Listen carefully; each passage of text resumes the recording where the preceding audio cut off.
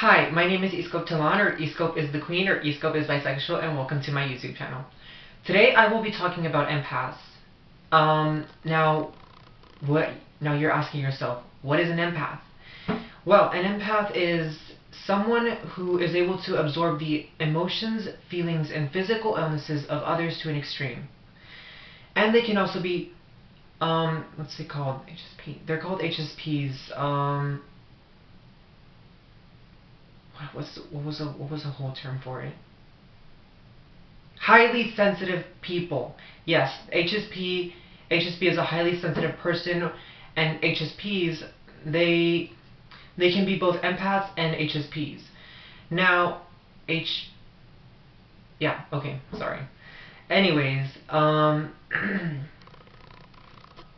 highly sensitive people share many similar qualities to empaths. Whereas they share love for nature, they are able to empathize for others more than any normal average person would. And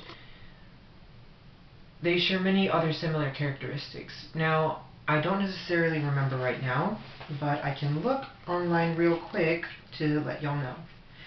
Now, empaths, they have some more qualities that highly sensitive people don't. Empaths have the ability to tune into people's energies and auras, and they can feel them. And as well, they feel people's, as I said, emotions, feelings, and physical illnesses within their own bodies as if it was their own. Now, I'm not entirely sure whether or not HSPs can do this, but as far as I've read, they cannot. So, I wanted to talk to you guys today about what empaths are, what exactly they go through, and what exactly they're capable of.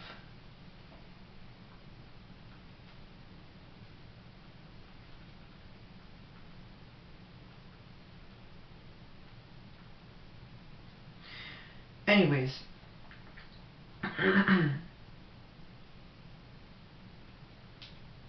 yes, okay, so here it says, empaths have a profound spiritual and intuitive experiences which aren't usually associated with highly sensitive people. So, here it is telling me that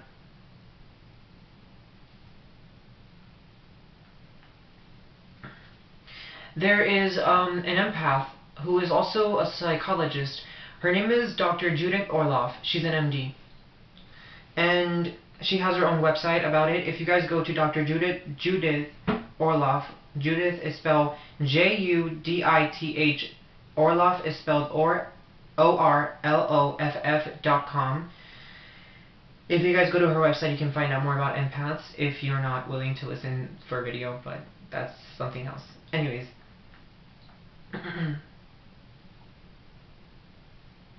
The similarities and difference between empaths and highly sensitive people is that they have a low threshold for stimulation, they need alone time, they're sensitive to light, sound, and smell.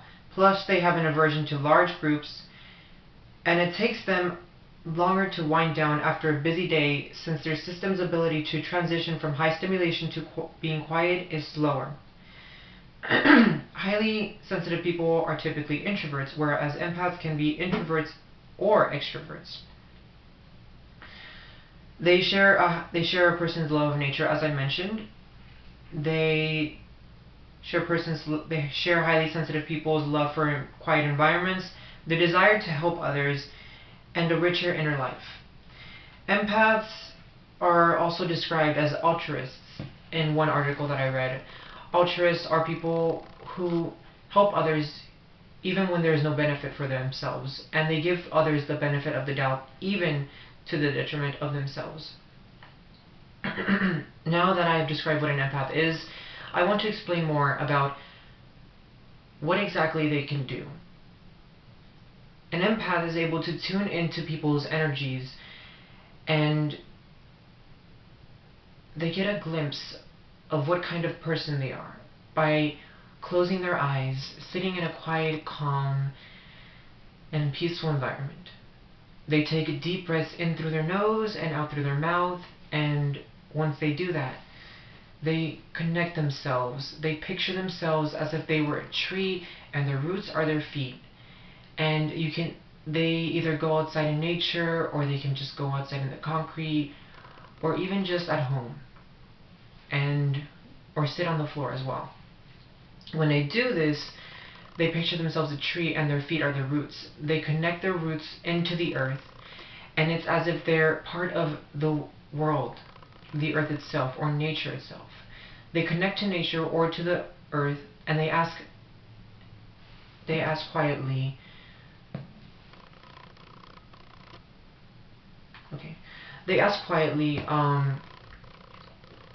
what's it called? They ask quietly into themselves or out loud a question, and their intuition is connected to the earth or to Mother Nature itself, and Mother Nature and Earth give the answer by passing it through their tuition, and then their intuition either gives them a good feeling or a bad feeling, and when that happens, they have the answer to the question they ask. Now, that is normally how their intuition works, whereas they can also just get intuitive vibes. Now, when this happens, they either get a good energy signature from the person or a negative one. They're able to identify whether or not the person would be a good exposure for them or not. Empaths are easily attracted to energy vampires. Now, there are seven different types of energy vampires. I will not describe what they are or what the names of them are. I just want to tell you that energy vampires feed off of empaths, because empaths give so much and energy vampires just take so much. It's a parasitic relationship for them. And because empaths attract energy vampires, it is sometimes hard for them to find the right friends. And they end up in toxic relationships which only damage them and everyone around them, and it makes them self-destructive, and it provokes more anxiety and depression and self-doubt. And honestly, I think that when an empath comes in contact with an energy vampire, they need to be careful. They need to identify whether or not it is good for them to be around them. And if it is not, they have to take the courage, they have to take the strength inside of them and say, we are not friends anymore. We are done. And they leave, and they ignore the person, because if they keep going at it, if they keep letting them take advantage of them, they're never going to break from that parasitic cycle. Anyways, anything else that I know about empaths? Oh, I learned online that, and on the book that I read from Dr. Judith Orloff, the Empath Survival Guide.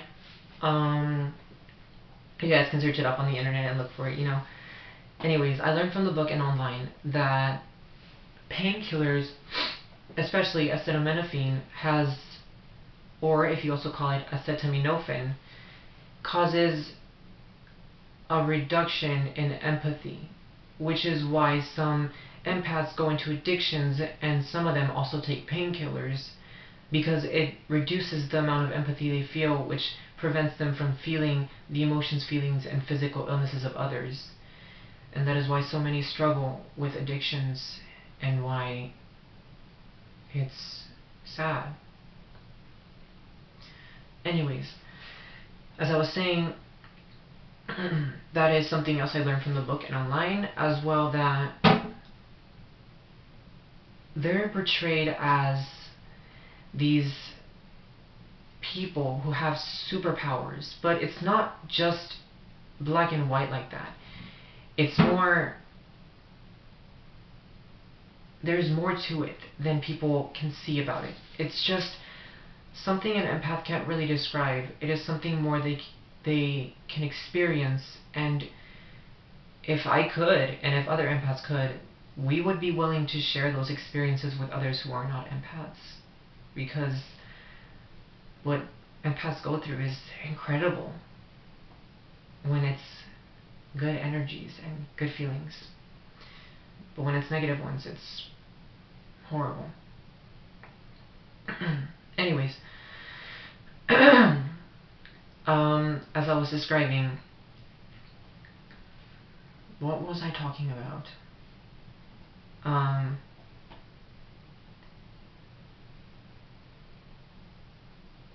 Oh man, I lost my train of thought. Okay, well, I'll see if I can remember, but as I was talking about empaths,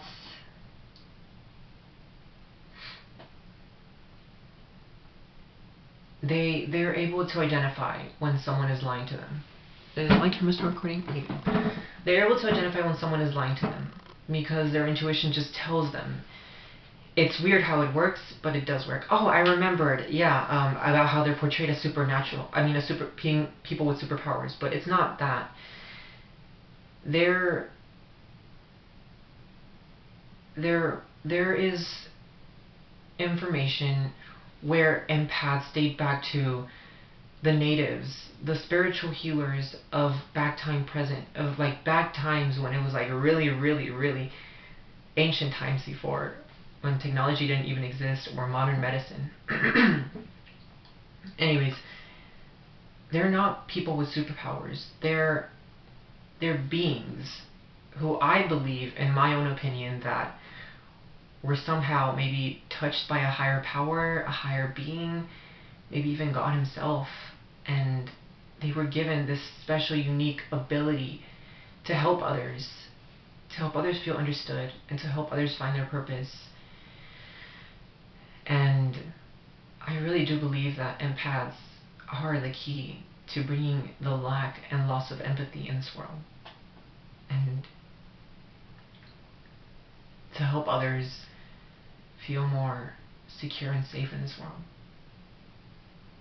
I mean, some people lack from empathy deficient disorder, and it might just be due to the fact that others biologically, genetically, or traumatically expose children to, and that is what causes them to be born with a lack of empathy.